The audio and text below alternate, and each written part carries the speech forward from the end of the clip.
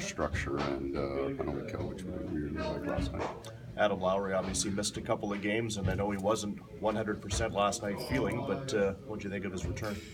Well, it was good as the individual, an important part of our penalty kill, but also what it does to the structure of our group.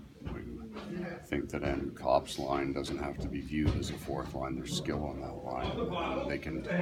There's a bit of a hybrid with Andrew in the middle. It's a real strong defensive line, and there's lots of skill there. So we've been able to run it twice, Nashville at home, and then last night we've looked good.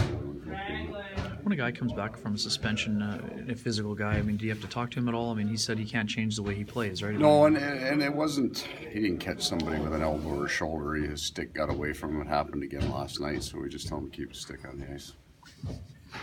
Paul, it seems like when you guys come here every year, Alex Ovechkin's on the cusp of some kind of milestone, 600 last year, I think 1,200 points now he's one away from. So what have you seen in your viewing of him this year? It just seems to be getting better with age. I don't know if it's the year, but certainly over his time, from the maturity that comes into a game. And then, so there's his all-around game is, night and day, as it is with most young players that come in.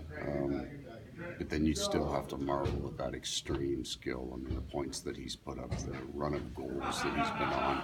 So you get a legend, right? You get to watch him still looking to be in his prime, but with the seasoning and the maturity of playing the team game now. He's a great leader in that respect.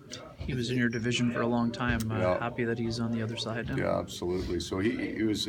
There was a stretch there. He was probably the heaviest hitter in the league. I mean, he just ran for a couple of years.